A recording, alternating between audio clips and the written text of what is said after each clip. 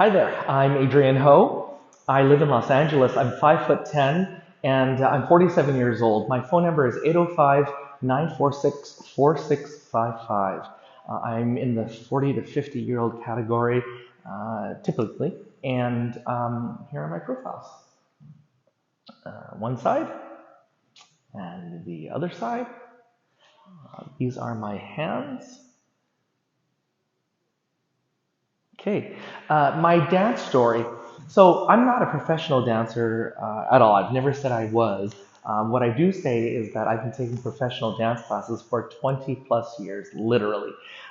Every week I take 2 classes, sometimes 4. I'm at all of the dance studios. I used to take a lot of classes, mostly at the Edge until they closed. For the people who are in the dance industry, they know the Edge for sure. So I'm now at Millennium. I was at Debbie Reynolds, of course. I do a lot of classes at ML and classes at T. Millie. I do 2 classes, like I said, a week, and I'm always in the back. And I'm that older dancer who can keep up with the moves and certainly, do the routine. I picked it up fairly well because I've been doing it for so long, and I love it. I absolutely love it. I know I'm not the best, but I am committed, and for somebody who's my age, people are pretty impressed. I think, and so that was a snort, and yeah. It's the passion, it's that energy, it's going into a studio, a class, and to know you're going to get your ass kicked. The music, the movement, the being clean, sharp, not only accurate on your movement, but also having that flow and your own technique involved. I mean, I can't explain it unless you're a dancer. It's almost like a runner's high, but in this case, it's a dancer's high. There you go, that's me. And now, in terms of a funny story, well, let me tell you something. Many years ago, and I'm talking, maybe 8 to 10 years ago, I went with a very close friend to Mongolia. And I've traveled a lot throughout my life.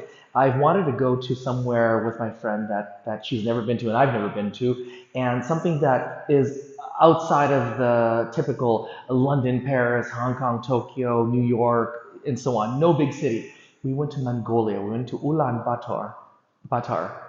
When we got there, we got a big case of vodka, the local vodka, and I asked the tour guides to find some nomadic people.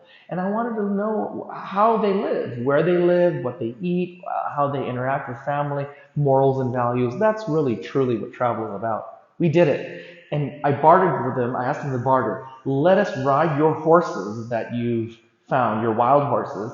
In exchange, we'll give you a bottle of vodka per person. There were the 2 of us. I used to play polo on the USC polo team. So I thought, oh, I can do it, no problem. Listen, I got on this horse, and these horses are not trained like they are here in the Western Hemisphere.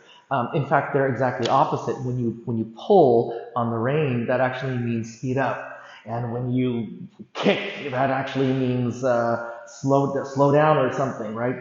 When you squeeze with your feet. Well, I was doing what I was taught, and I thought, oh, it's international. It's not international. No matter what anyone tells you, when you ride a horse in a foreign country, you learn how those horses were broken, how they were trained, and how they respond, because you will be speaking a totally different body language, and you will go, like me, straight to the scariest place in the world. I seriously almost lost my bladder.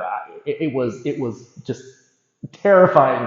Anyway, that's my favorite trip. It's my favorite story. I almost died, and I don't know why I'm laughing about it, but I am so many years later.